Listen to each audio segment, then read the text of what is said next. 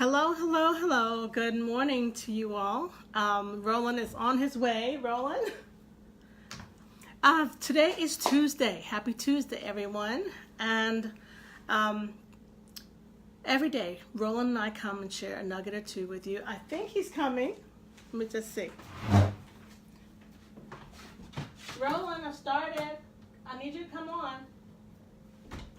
Okay. All right. He should be here momentarily. Good morning. Good morning, Lieutenant Governor. Good morning. Glad that you can join me this morning. I'm so excited. All right.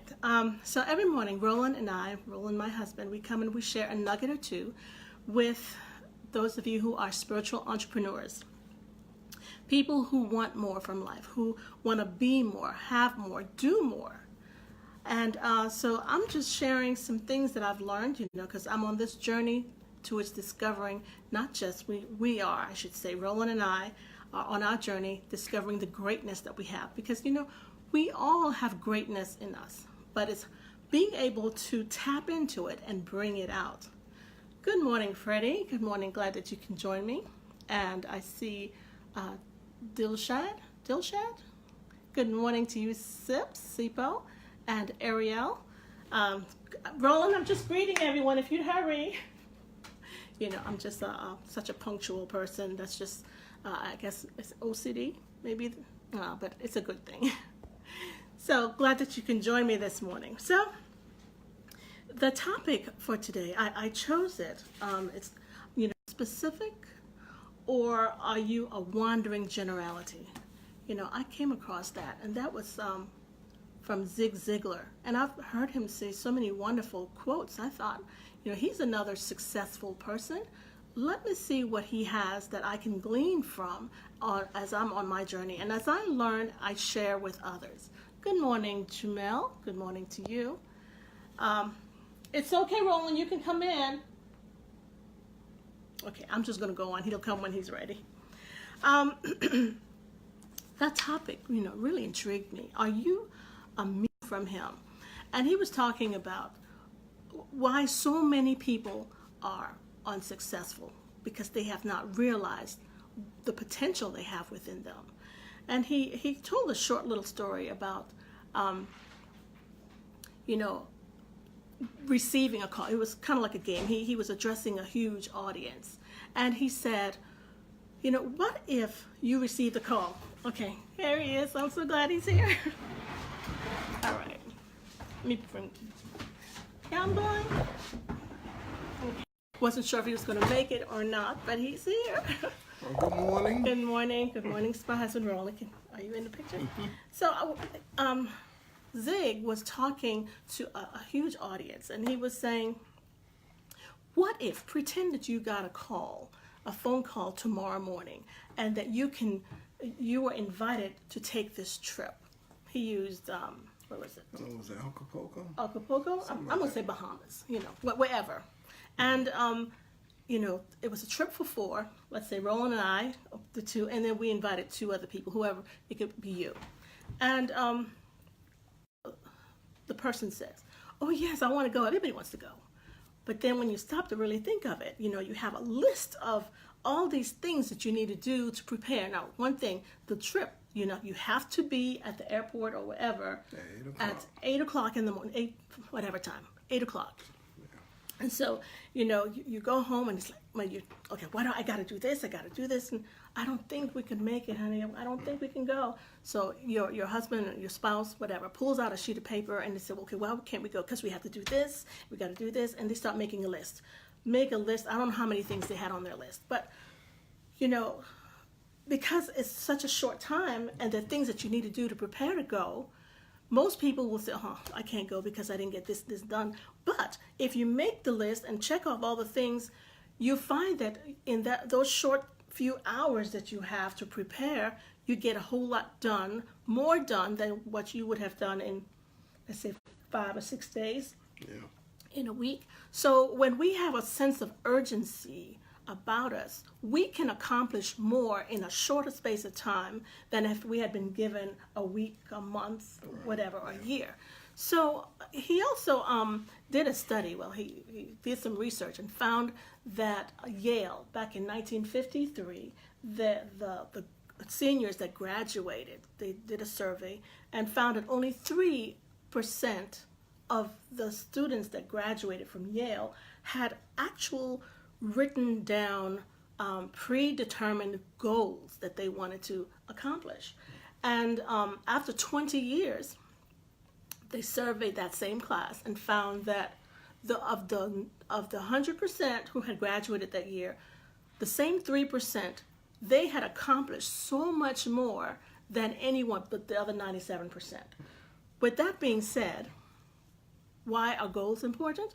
If you don't have a goal or have goals, written down goals, it's as if you are trying to shoot a target that you don't even see. You know, you don't have the target, you don't even see the target. How can you measure whether you've arrived at that target? Right. So the first thing, you must have goals. And that was, I think that was the first thing he said. You must have specific predetermined goals. Okay? So that's the first thing. Second, there has to be a time limit on it. You know, you don't give yourself, okay, I'm going to get this done in the next 40 years. Hold on. You know, you have to have specific time frame, because it gives you that sense of urgency and kind of like lights the fire under in your tail and makes you push yourself. Yeah, a lot of businesses have benchmarks, you know, that they got to reach, and that's how they determine if they're on track to reach their goals. In the school system, we do that too. You know, the students at the beginning of the year, they're tested to see what knowledge they had coming into that grade, and then they're tested again mid-year to see how much they have grown from that point, and then again at the end of the year, and then based on how they perform determines whether or not teachers met their goals. And then of course it's reflected in a lot of other ways. So it's important for us to have goals, written goals that can be measured. There needs to be a time frame on those goals. And then the third thing he said, list the obstacles. Well, it doesn't necessarily have to be an obstacle, but list all the things that you need to do to be able to move forward to that goal. Because if you don't have anything written down, you have no idea of what to look at. And writing down is very important because it gives you something to look back and reflect on. Right, and see how far you have come. Right. And if you've something you can check off. And as you accomplish those goals, it kind of fuels you, it energizes you to push forward to the next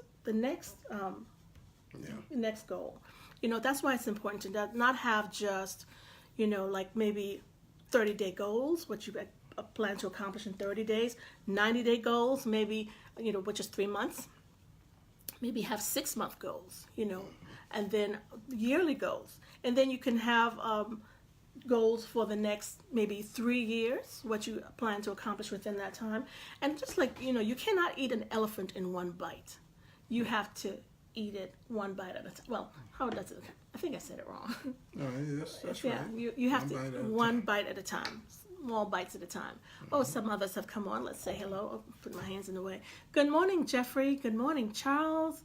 Oh, Ursula, good morning to you. She says, then implement action regularly. Thank you, Ursula, for that.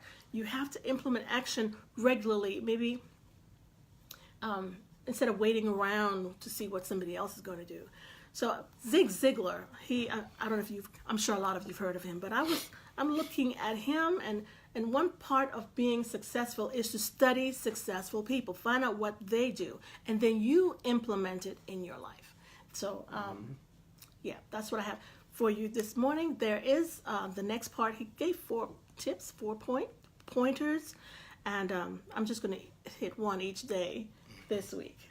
Yeah. Did you want to say anything else on that? No, it's good advice, and please tune in with us tomorrow. Yeah. He said some very powerful things. Yes. Even those of you that are Christians, there's some things that we can apply in our spiritual life as well. Oh, well, we can implement that right there. I mean, you can go ahead and say that. I think he would say, because there's some Christians, who have a problem with, lay your treasures, the text about, and we're here on earth, and this is not our home. heaven is our ultimate home. But we're here, and there's so many needs as we look around in our communities, and a lot of us want to be able to help, volunteer our time. Maybe there's some people who may need assistance with other things. Yes, there are government programs that they're to help, but there's that personal touch, you know. And as spiritual entrepreneurs, we want to be more, to do more, to have more. And the first step is to start with your goals. Write them down.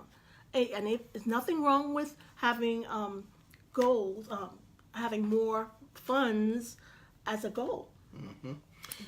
Being a part of ministry, and I'm going to tell you, many of you probably can testify to this, that, you know, it takes resources in order to have a successful ministry in whatever we may do. I know one church that we belong to, they have a community service, you know, outreach ministry, Yes. where people from the community come, and if you're in need of clothes or food, you know, it's right there. But Right. they, And just like what we had not even a week ago, many of our community workers, you know, were those government dependent workers. on the generosity of those who have, you know, and it's nothing wrong with that. And you constantly have to replenish. Right. If you're in service, you constantly have to replenish. Oh yeah, and when you said that, I wanted to end this segment with this. What is it? I wrote it down on a piece of paper. Yeah. I'm sorry. Okay, I'm gonna just find it in my notebook. He says,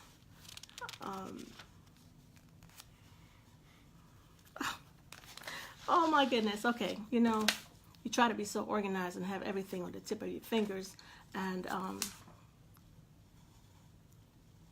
okay, I might have to share that one tomorrow because I can't put my fingers on it right this minute.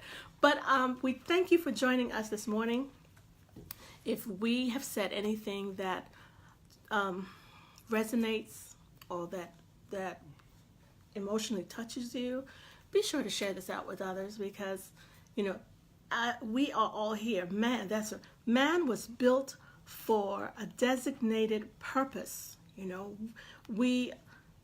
I wrote that out because my handwriting is so scribbly. Yeah, here it is. Man was built for a purpose, designated for accomplishment, engineered for success, and endowed with the seeds of greatness. That just, that makes me feel, it just energizes me. Powerful. The greatest danger is when we do nothing at all. Just sit back and let life happen. No, we have to be on purpose with our lives. So that's what I have for you today. And also in the description, I do have a link to my YouTube channel where we share our lives there, where you can access them easily. Do like, subscribe, and comment. That's it. And also there is a link in there for using Messenger as a way to grow your business. Messenger, this is on Facebook. So it's a training, a free training that you can access that can help you in your journey towards discovering greatness that you have. Thank you for the love. Thank you for the hearts. I appreciate it. Thank you so much. And we will be with you again tomorrow for another golden nugget to share with you to help you along your journey. Anything else? No, just be blessed. Be blessed, and we'll see you tomorrow at 8. Bye-bye. Bye-bye.